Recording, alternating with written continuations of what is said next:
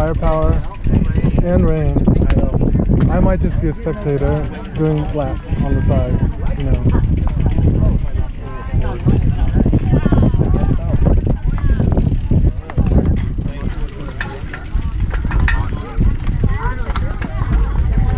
Find my gruppetto.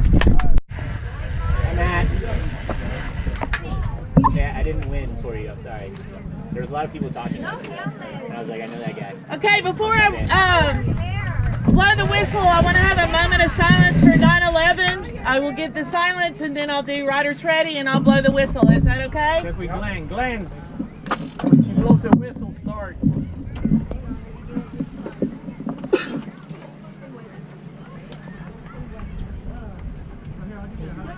Okay, Riders Ready.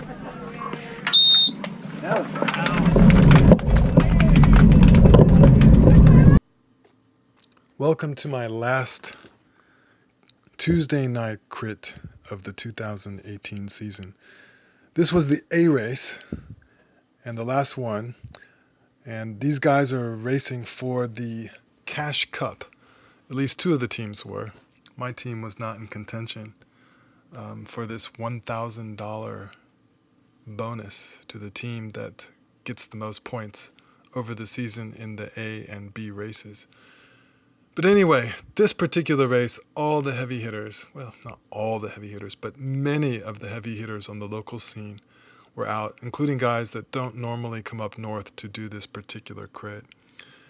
And part of that is the Cash Cup. Also, part of it is that the Thursday night crit had ended the previous week. Thus, this was the next crit available to race if you wanted to continue crit racing. There's also a Wednesday night crit that's further north that will be continuing for a few more weeks.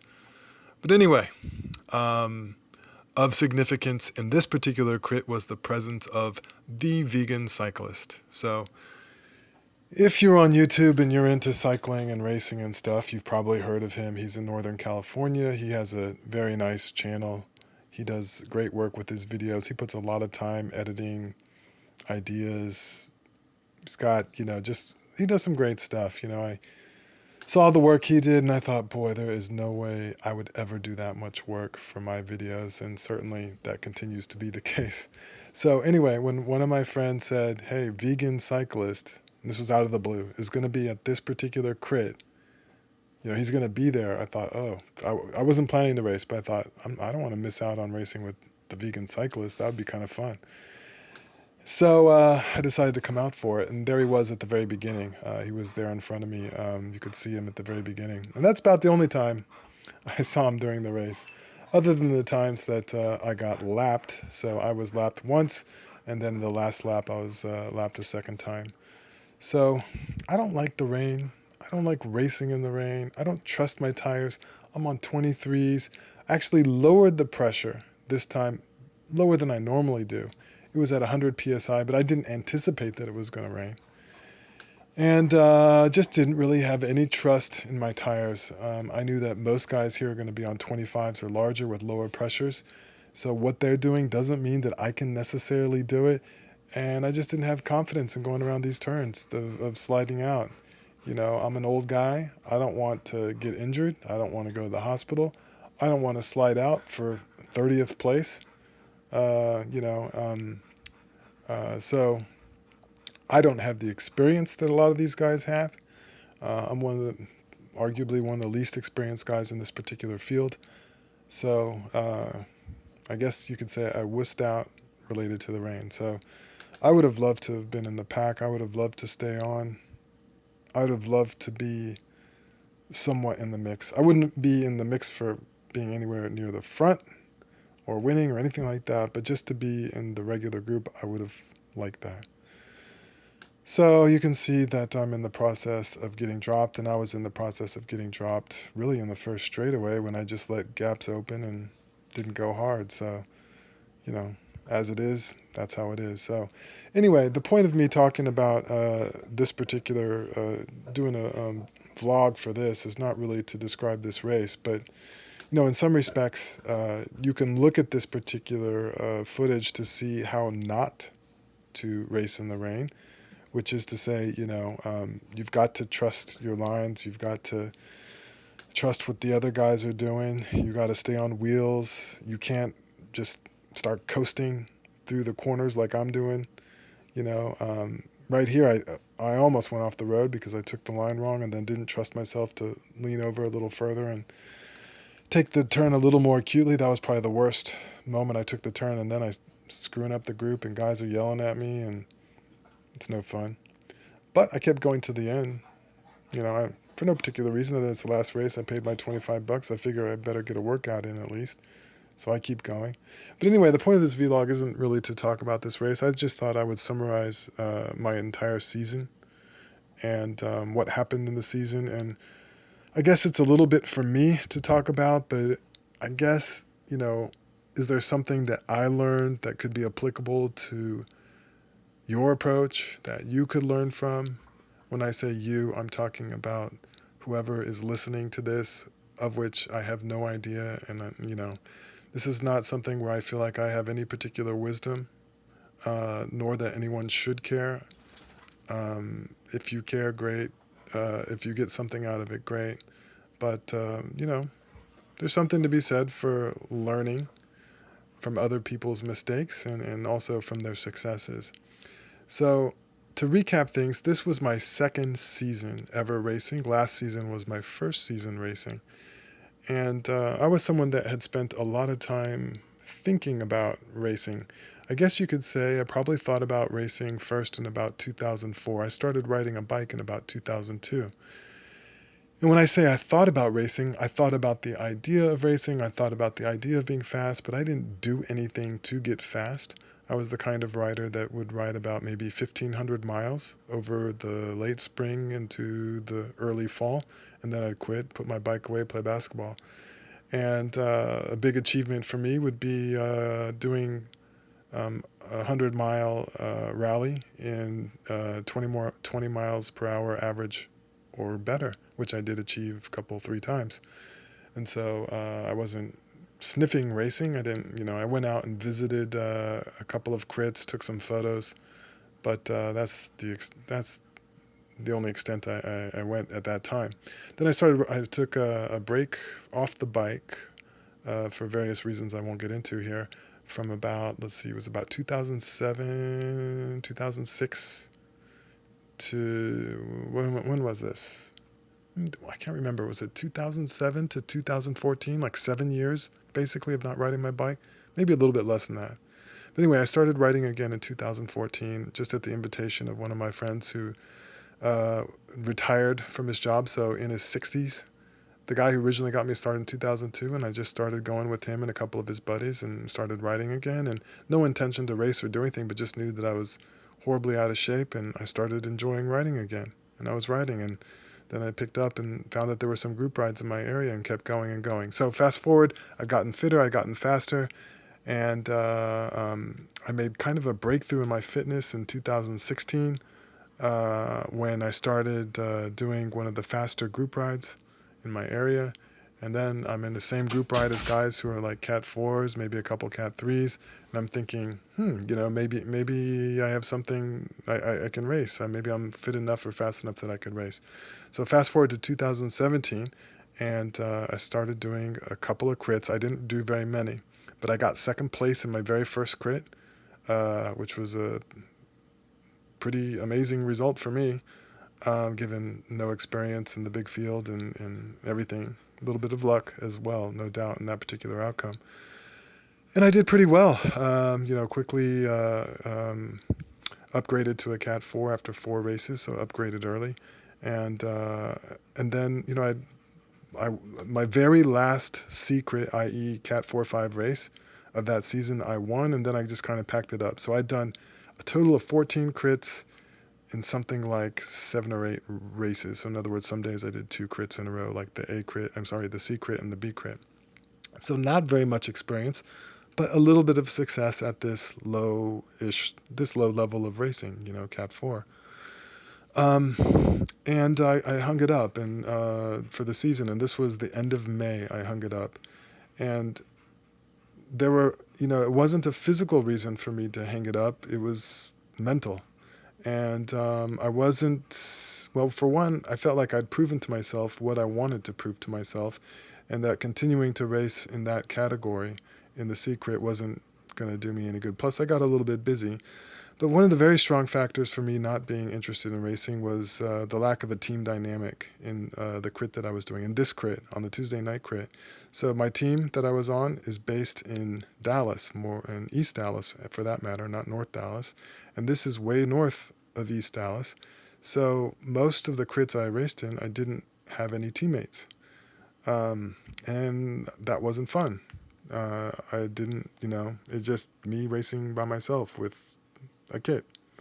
And so that was part of it, was just not really having a team dynamic to do that. Now I could have traveled, and done crits further south and other places and had more experience riding with my team, but I just wasn't really interested in that and traveling. So fast forward, I got invited to join a different team that was local to where I live, where all those guys were on group rides. And so that's one thing I would recommend to you.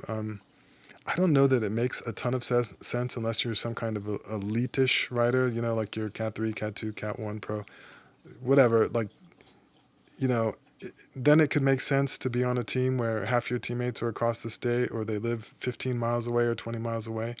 But if you're just like me, a casual guy who likes the local amateur racing scene, uh, race with the guys that you're around, race with your friends that you're close to, race with the guys that you train with and do group rides with and that you like. Um, Not that you don't like the guys far away, but it's just harder to make things happen when it's far away. So I was invited to join the team that was local to my area, and so I joined them. So this made for a very different dynamic in this second season in 2018.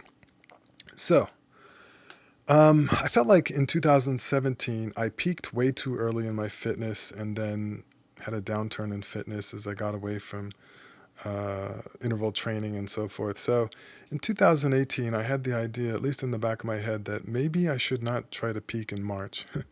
And so, as it happened, it was kind of a wet winter, bad weather for weekend rides and things like that. So I ended up doing a lot of work on the trainer, and just as an experiment, I decided to do the FTP Builder series from Zwift that they had available at that time. And this was truly an FTP kind of sweet spot type workout system. I ended up doing about 24 hours in a row on the trainer without doing an outdoor ride because of weather. You can certainly ride outdoors in Texas in the winter. It's just temperature for the most part, and temperatures aren't too terrible. But combine temperature with rain, and then you really don't want to ride outdoors. So, as it turned out, I had spent a lot of time on the trainer, and about 24 hours in a row, in fact. And then I had a group ride right afterwards. And this was not some kind of elite, super fast group ride. This was a level below what I might typically have done on a Saturday. And I got dropped. So that was a real eye opener to me to be able to have my first group ride of 2018 after all this trainer work, FTP building in Zwift and so forth, and I get dropped on a ride that I haven't been dropped like in forever, so that was unusual. Now, it was raining a little bit that day. The roads were a little slick. That played into it. It was very windy, but at the same time, I didn't have a high end. I just had no high end. I'd been doing all this threshold work. I didn't have a high end. And so, but here's the good thing. Your high end can come back to you pretty quickly if you keep doing that kind of work.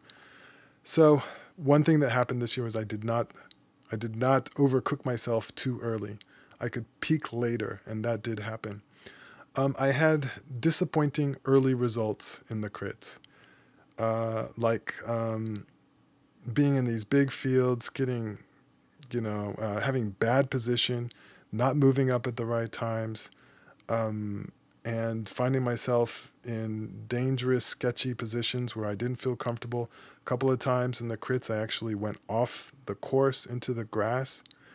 And so, it's no fun to say, get second in your first crit the year before and then get 60th the next year when you feel like you're more experienced and potentially more fit you've certainly lost some weight. So I had a disappointing early start. The other thing that I need to mention is that I lost a lot of weight beginning in the late winter. So end of January, I found myself overweight. Was kind of not paying attention to my weight, and I finally did, and I was like, dang, I've gained a lot of weight. So I made a resolution to start losing weight. And I might make another podcast about how I lost weight. But in general, I worked out and I improved my diet and I started eating less. And the weight, I didn't have a particular weight goal. Well, I mean, like in other words, I didn't have a goal about how much weight I wanted to lose, how quickly, like a rate of weight loss. But I found myself losing about 2 pounds per week. And so I lost like about 15 pounds in 2 months or something like that. And so that was a significant thing for me. And the other thing was I got fitter and stronger at the same time I was losing weight. I know guys talk about that you really can't lose weight and keep your fitness or get stronger, but I did. So then, after those early tough results, I started to have some better results. I got fourth place in the Wednesday night crit in the C race, where I just barely missed out on the podium. I dragged another rider up to the podium, trying to bridge to a two-man break. And that gave me a little bit of confidence. And I think it was the next week I won that particular crit. So the second time I'd ever gotten first place in a crit.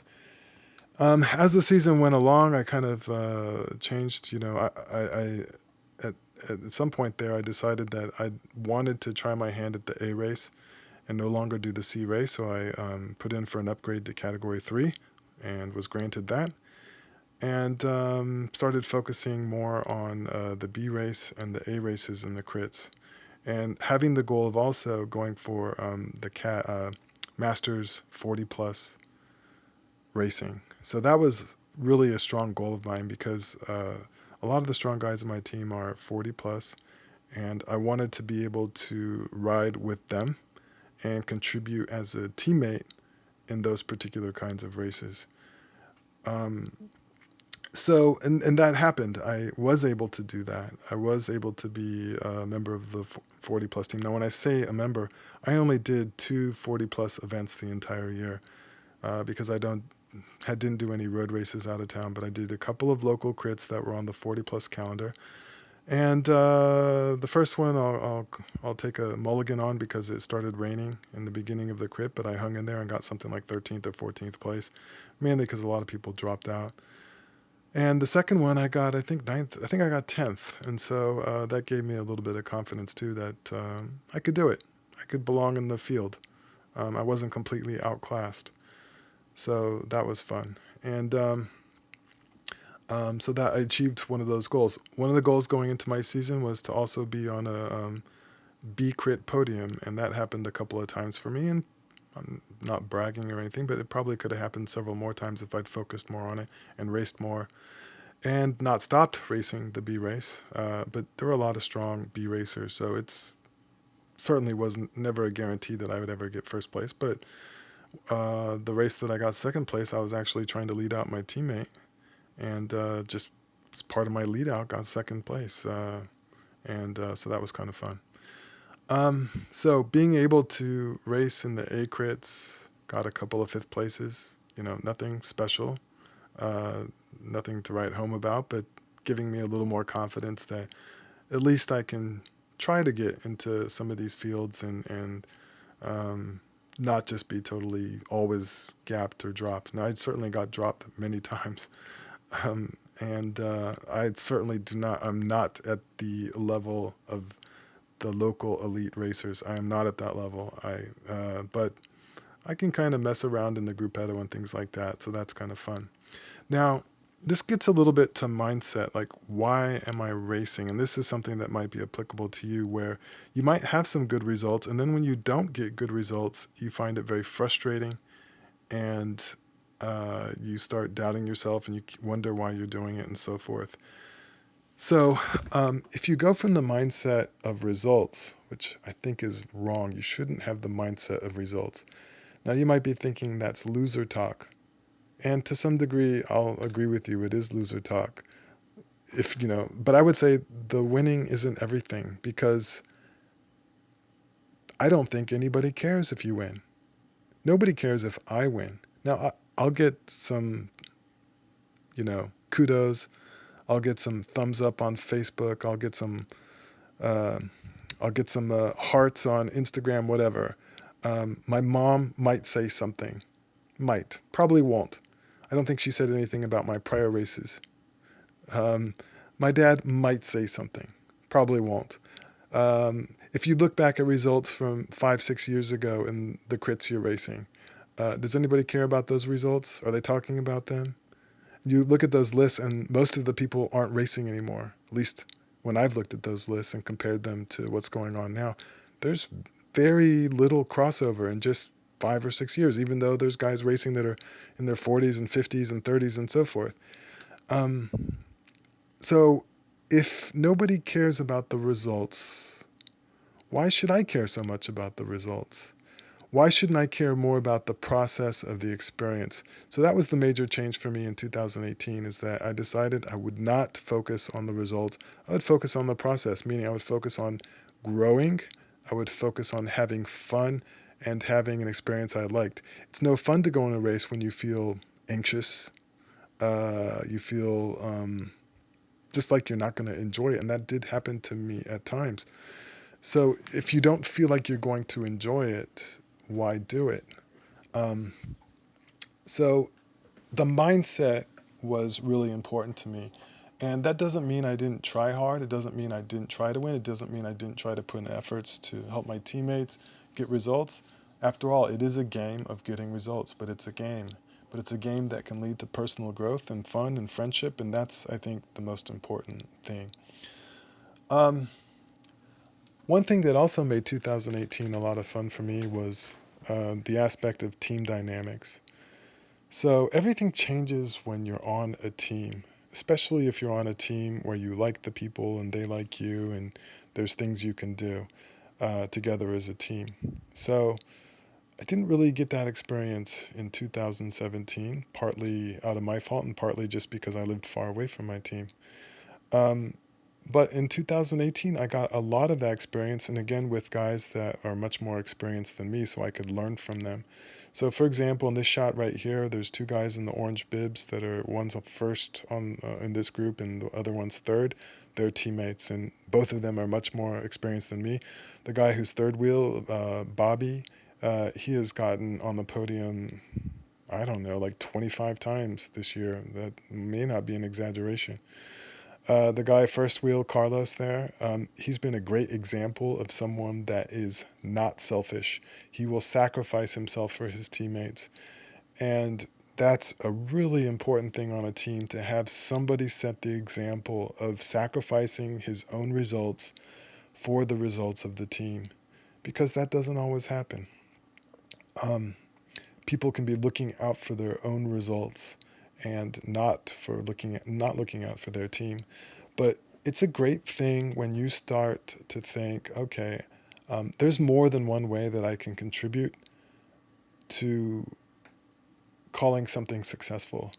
So the way that I would put it is, if you race by yourself, there's only a couple of ways to really win. One is to be first place, to cross the line first. Maybe a second type of win is having some kind of fitness breakthrough, or just being able to say that you accomplished something you hadn't done before in a race. But when you're on a team, there can be so many more ways to win and feel good about your efforts. And um, you can, be the person that other people worked for, or you can work for your teammates. There's just many more ways to feel like you won, like you did something that was worthwhile. Um, and not just that, you get team tactics are so much more fun than just individual tactics. So, uh, decision making on the road. What do I do now? Keeping your head on your shoulders. What's the thing that needs to happen, and what is my teammate doing, and how is he feeling, and all these things that go through your mind and that you act on, you experiment. It all makes this a lot more fun. So I would say, if you are not on a team, I would strongly consider being on a team. And ideally, you're on a team of guys that you're friends with. And when you're friends with someone, you don't mind sacrificing for them. You're perfectly fine sacrificing for them. If you're on, a team with a bunch of jerks that you don't like, it's not as fun sacrificing for them. They're not going to thank you for it. They're not going to appreciate it. What's the point? So think about joining a team that you might have fun with. I think that's super important. Um, I think another aspect of racing that is still on my mind is the idea of mitigation of danger. So, a teammate of mine, friend of mine, recently had a bad crash. If you follow my channel, you may be following his channel as well. The Armenian, uh, just, well, I guess if you Google the Armenian or search for Armenian in YouTube, you might come up with a number of other things besides his channel. But if you do maybe motorcycle stuff and the Armenian, you'd find him. But anyway, he had a bad crash in a crit. He separated his shoulder, injured his shoulder real bad. And nobody wants that. Many people I know in the local racing scene have in the past couple years had serious injuries, including mostly broken collarbones. And of course, there have been many people that have not been injured, so that you can take some solace from. There goes us getting lapped, and the guys off the front there, and the rest of the pack that's on the lead lap are coming around very shortly.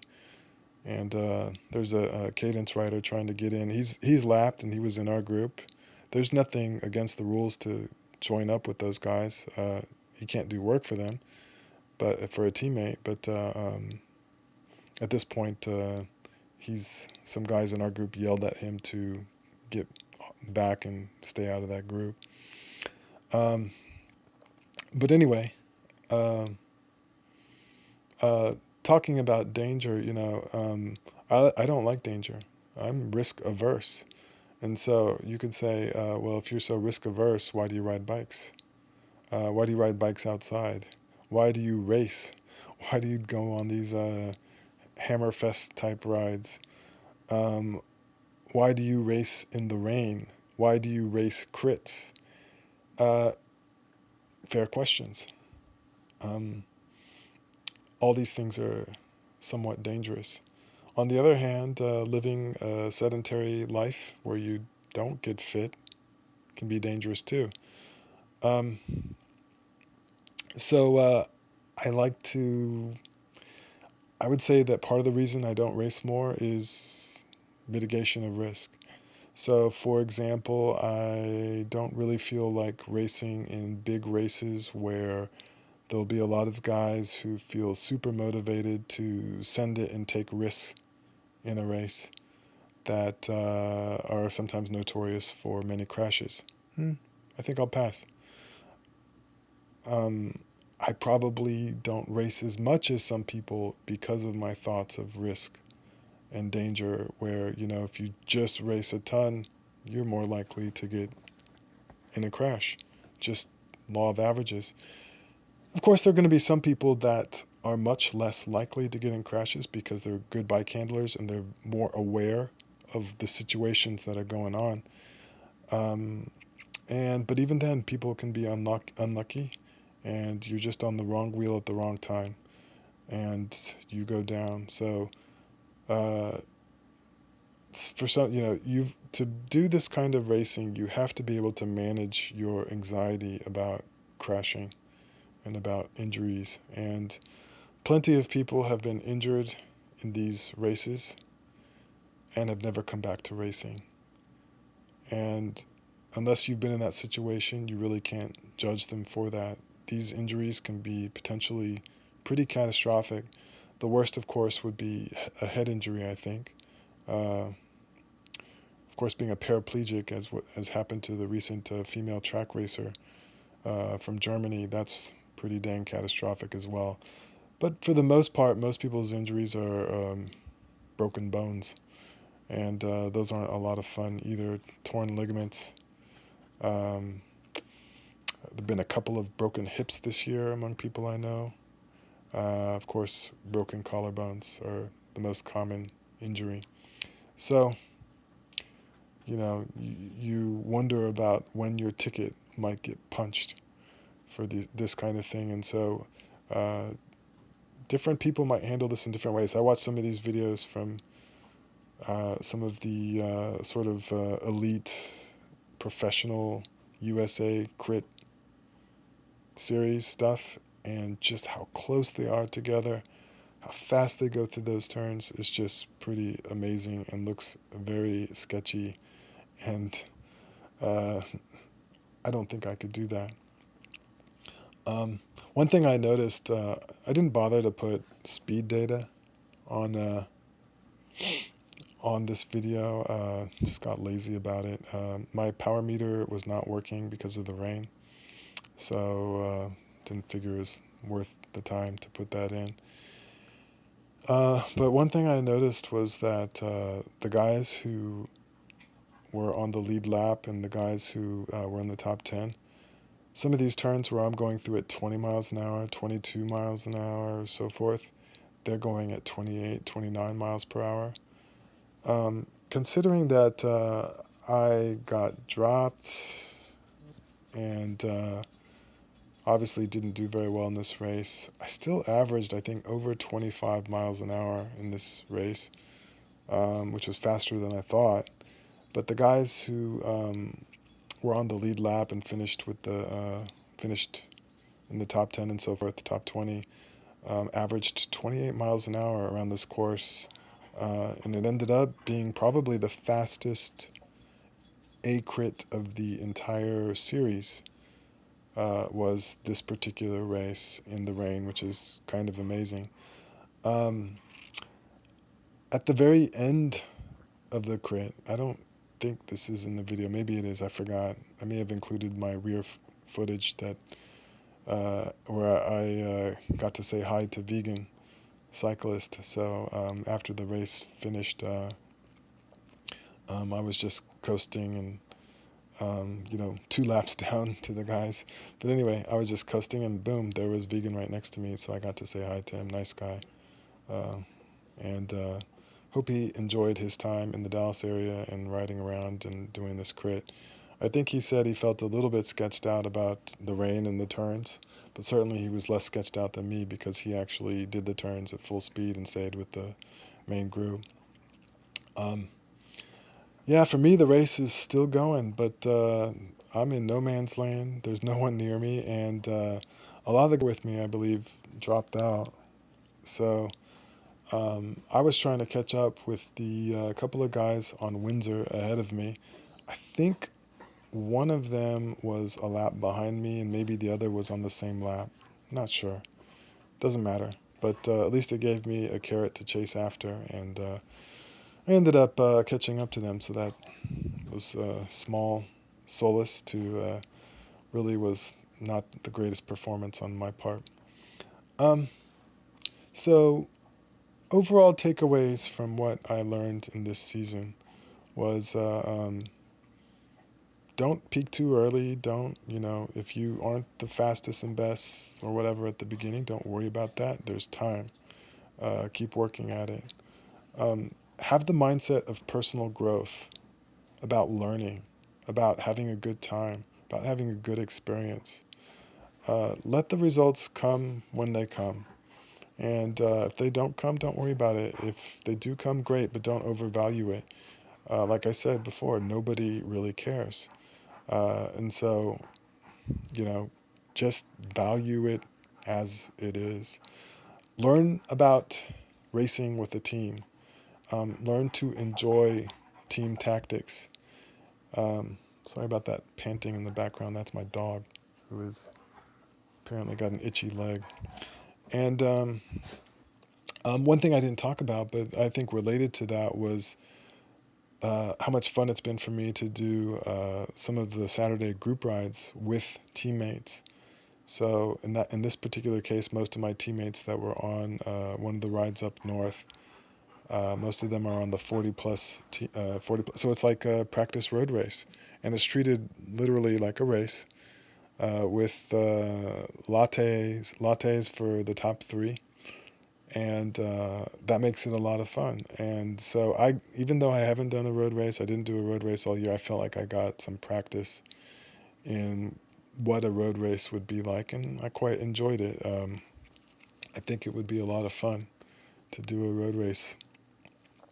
So, gosh, I feel like I should be saying some things that I might have learned that I haven't said, but I guess I didn't learn that much, so I don't have that much time to fill in on this particular vlog. Uh, I guess, I've had a couple of comments that I'm pretty good at talking for a long time on these things where people would think I'd have nothing to talk about, which I'm not sure is a compliment. It just means that I'm a little bit of a blowhard. But I think I've run out of things to say about racing this season. There were so many good results from teammates that were impressive. There were guys that I thought, for example, were at one level and they just completely blew up and went to a different level that was so impressive. Um, I'm thinking about a couple of guys that don't race for my team, but certainly that was the case with some teammates as well. It was fun to watch some young guys progress that, from the lower levels of racing and then do really well and cat up. And um, it was fun to race with a level of racer that, I hadn't raced before because of moving up in category. So I think that's another thing maybe we could talk a minute about is categories. And what category should I race in? So I think it really depends on what your goals are.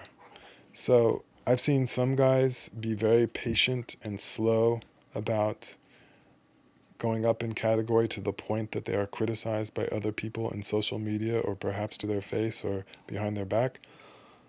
All the way to people that said they regretted catting up too soon and too early. So I'll give you an example of both. Um, there was a racer I talked to, young guy, very talented, good racer. He did very well in his Cat 4 race season last year, and then he moved up to 3, I think, by the end of the season. Then he didn't have his greatest fitness at the beginning of the season and felt pretty disenchanted with his results and how he was doing, getting dropped on crits, and he wished he had stayed as a 4 longer rather than catting up to a 3. So that's an example of someone that felt like he catted up too early with not enough experience and would have had a better experience, he feels, remaining as a Cat 4, being able to practice tactics more at his level of racing rather than just be hanging on for dear life because the other guys around you have a greater level of fitness than you do. Um, on the other hand, let's see, the far other extreme is someone that would be the favorite to win almost every crit he enters, for example, in the B crit, because he just has superior fitness in being able to ride away on solo breakaways or otherwise initiate the break and win out of the break. And that may seem like a kind of a drag to some of the other racers, but at the same time, these local crits aren't the end all be all of racing for people. So uh, you may live in an area where you have local crits, and then you're very fortunate, like weeknight crits during the week. But for a lot of people, they don't have access to that. The only racing that they have available are on the weekends, and they travel to those races. So here in Dallas, in the Dallas area, there's a whole contingent of guys that don't travel for races. They only race the weeknight crits. It's sort of like being in a softball league. There are some guys who do the city league softball on Wednesday nights or Tuesday nights or whatever. And then there's the other level of softball team that goes and travels on the weekends, plays 4 games on a Saturday, 4 games on a Sunday, and part of a big tournament. And that's just a whole different level of softball league. Well, the same thing in racing. There are guys that are competing for the Texas Cup. They're traveling all over the state doing crits and road races, accumulating points towards winning a team cup or an individual cup, and competing at basically a higher level with folks from around the region in the state. Now, I'll add to that, sometimes it might not even be a higher level because there's so many people that don't travel to race, and so some of them may be very fast and talented. So you can get a really super fast, talented field at a local weeknight crit. But in general, those weekend races are going to be a higher level. Um, and so anyway, somebody that's very talented at the local level may not have any results or poor results or not good as results as they would hope for at this regional level on the weekends. For example, they may have a super high FTP, but everyone knows it, and the only way they can win is in a break, and nobody allows them to get in the break, or they chase down the break, or so forth. And so, or if you're a sprinter, nobody, there's always attacks, and it never comes to a group finish because everyone knows you're such a great sprinter. There's a million reasons why you can lose a bike race, even though on paper you might be the person who's favored to win the bike race. So one of my mentors, one of the senior cyclists here who I've learned a lot from, he points out that cycling is a bad luck sport, meaning that everything has to go your way to get first place. There have to be so many things that happen that are outside of your control, usually, speaking in general terms, for you to have the result, the first place result. So if cycling is a bad luck sport, that means that most of the times you're going to go into these things and not get the result that you're hoping for. Just think about the Tour de France. There's not many people who can just say, oh, I feel like, I want to win this particular stage. I'm going to win this particular stage. Whether, maybe if you're the best sprinter and you have the best team, well, you have a great shot. But even then, as the fastest sprinter with the best team, there's a pretty good chance you're still not going to win. You might be the best climber. You're still not going to win, and so forth. So think about, the middle of the pack guy in the Tour de France. What are the chances that he's going to win a stage? Very, very slim. And it does happen, but it doesn't happen to everybody. And when you get to the level of racing, I think, where the fitness is pretty equal, well, a lot of things have to go right for you to win. So anyway, there are guys that are competing at this Texas Cup level, and they'd like to be, top 5 or whatever, or top 3 at the final count at the end of the year. But they are, or they aren't. They feel like they have the right to compete for that, and they're just going to be pack fodder at the next category up. Maybe they can stay as that particular category, and maybe they can stay in that category the next year. Maybe they like that, and so be it. It's kind of funny. There are some guys who get on the podium quite a bit, and for whatever reason, no one gets upset about them not catting up. And then there are other guys that get on the podium all the time, and it seems like people are upset that they haven't catted up. And I haven't quite figured out exactly why that's the case between different riders with similar kinds of results. But before you get upset at people for not catting up, just consider that there are many factors that you might not have considered related to what their aims are overall in their racing, because not everyone, not everyone's goal is to cat up, or especially fast in their catting up. So why did I cat up to 3 without any major result to show to my name? Well, I wanted to race in the A race in the crits. I wanted to try that, and so my goal was to further my personal growth, and that was more important to me than worrying about results that I don't care about and nobody else cares about. So, that's just my viewpoint in terms of results. But my goal was to have a different kind of experience. So I think it's related to the experience that you want to have. Make your decision about catting up on the basis of what you want your experience to be. So if you're racing a level where you're just, completely outclassing guys and you're not getting anything or learning anything out of it, why do it? Uh, you're not going to have fun. You're not going to learn. Well, you may think it's fun, but I think in the long run, it's not fun. The point of the categories is to race at your level. And so race at your level. And At the same time, you can't get too bent out of shape if people have different goals and different ways of approaching this. When you're older like me as a masters, there's not a huge incentive to cat up. So for the 40 plus masters racing scene, I think for most of the races you have to be at least a cat 4. But that means you only have to be a cat 4. So you could stay a cat 4 forever and race 40 plus. Um, as a cat 3, as I am, there's not a huge incentive to be a category cat 2 because I think, there are guys on my team that are 40 plus that have catted up to 2, and that's because they got bored as a 3. And that's a good reason to cat up, is because you got bored with doing the things that you do as a cat 3. One of our masters racers, I think he's in the 45 to 49 age group. He raced in the category 2 state crit championship. So not the age based, but the just category 2 any age, and he got second place, which was pretty cool and pretty amazing. He's very fit, very strong, very fast. So obviously he's fine as a category 2 and did well, and able to show that old guys can still turn the pedals over. So I think this is where I'm getting close to catching the 2 guys I was chasing on the Windsor team, just as a carrot in front of me. And not that there's a whole lot of point to this, since we're off the back by quite a ways. There's the breakaway, so we're getting pretty close to the end here. I think this might be the last lap. That's a breakaway of 2, or maybe the second to last lap. And anyway, it's the last time that I'm going to be uh, lapped in this particular race. So, what would I have for goals for 2019?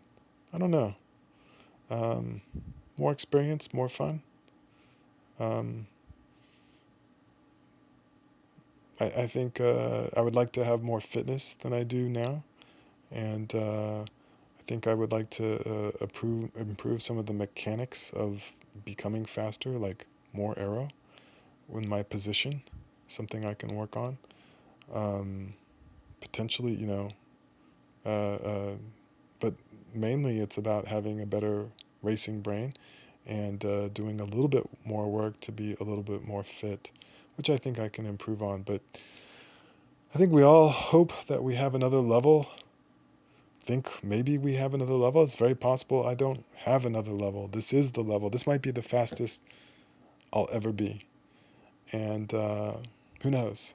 You never know if you have another time or another season in which you'll be faster, but that's okay.